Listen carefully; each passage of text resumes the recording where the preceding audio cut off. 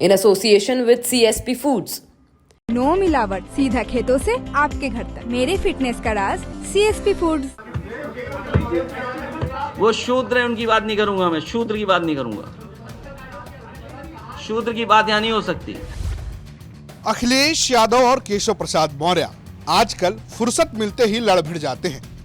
ना तो deputy CM Keshav Prasad Maurya कभी अखिलेश यादव को बख्शते नजर आते हैं, ना ही सपा के राष्ट्रीय अध्यक्ष और नेता प्रतिपक्ष अखिलेश यादव। अब एक बार फिर अखिलेश यादव ने केशव मौर्य को शूद्र बताया है। दरअसल मामला लखनऊ में प्रेस कॉन्फ्रेंस का है। जब पत्रकार ने केशव मौर्य को लेकर सवाल पूछा तो अखिलेश यादव ने कहा कि वो शूद्र हैं और यहाँ शूद्र की बात नहीं की जाएगी। वो शूद्र है, उनकी बात नहीं करूंगा मैं, शूद्र की बात नहीं करूंगा। शूद्र की बात यहां नहीं हो सकती। हालांकि इस मुद्दे पर केशव मौर्य पहले भी अखिलेश यादव को लपेटते रहे। यूपी तक के उत्सव में पहुंचे केशव मौर्य से जब शूद्र वाले मुद्दे पर सवाल पूछा गया तो उन्होंने अखिलेश यादव को अपशब्द इस्तेमाल करने वाला और अहंकारी बताया और ये भी दावा किया कि वो अब कभी भी मुख्यमंत्री नहीं बन पाएंगे। इसी चौपाई का एक शब्द है शूद्र, और ये शूद्र ऐसा है जिसे विधानसभा से लेकर सड़कों तक खूब बोला जा रहा है।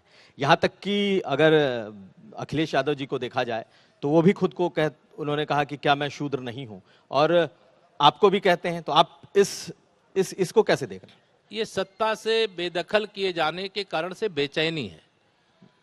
जब से वो सत्ता से बेदखल हुए हैं, अभी उनको रात में भी शायद सपना आता है कि वो अभी मुख्यमंत्री हैं, लेकिन जो राम भक्तों का विरोध करेगा, जो श्री रामचरितमानस का विरोध करेगा, आपको कल्पना है ये कभी कि वो कभी दोबारा मुख्यमंत्री बन सकता है?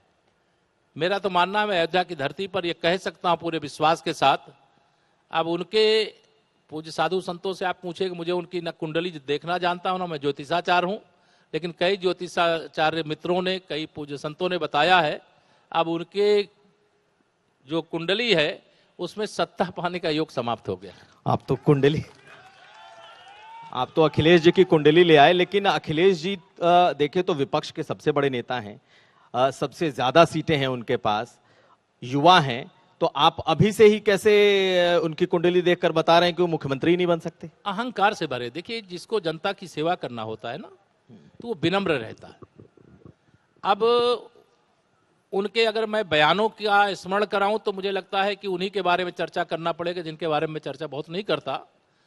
अब सदन में खड़े होकर के बोलेंगे कई बार के सांसद और उत्तर प्रदेश के 5 साल तक मुख्यमंत्री रहने के बाद, तो वहां पर भी किस प्रकार से मेरे प्रति अपशब्दों का प्रयोग किया। मैंने उनके प्रति अपशब्दों का प्रयोग नहीं किया।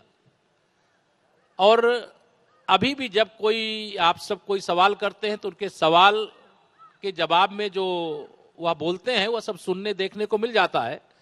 जिस प्रकार से अपशब्दों का प्रयोग वह मेरे प्रति करते हैं या मेरे पार्टी के नेताओं के प्रति करते हैं अथवा मेरे पार्टी के प्रति करते हैं, तो यह मैं मानता हूं कि जनता सब देखती रहती, बहुत बारीकी से देखती है। और उसका हिसाब चुकता करने का समय कब आता है? जब चुनाव होता है।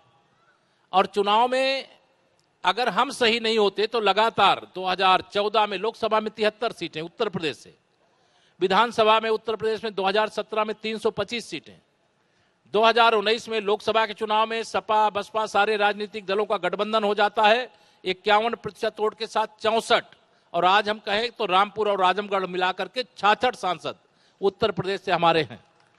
और 2022 के चुनाव में यही श्री अखिलेश यादव जी कह रहे थे हम 400 सीटें जीत रहे हैं, सरकार बनाने जा रहे हैं। पूरे प्रदेश में अराजकता का माहौल चुनाव के समय ही पैदा कर दिया। ये अराजक लोगों के, अपराधियों के, माफियाओं के सरगना हैं।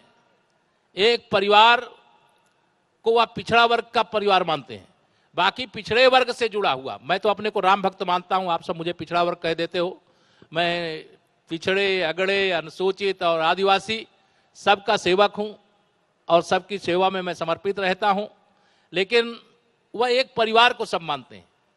कोई उत्तर प्रदेश के अंदर अन्य बिरादरी से, जैसे मुझे आप पिछड़े वर्ग कहते हैं, वो क्या करें, नहीं तो वो उनके बस में हो तो मुझे उत्तर प्रदेश से कहीं दूसरे प्रदेश में भेज दें, लेकिन ये उनके बस की बात नहीं है। यूपी की राजनीति में चाहे जो भी हो रहा हो, लेकिन केशव मौर्य और अखिलेश यादव लगातार भिड़ते रहते हैं। ब्यूरो रिपोर्ट, यूपी तक।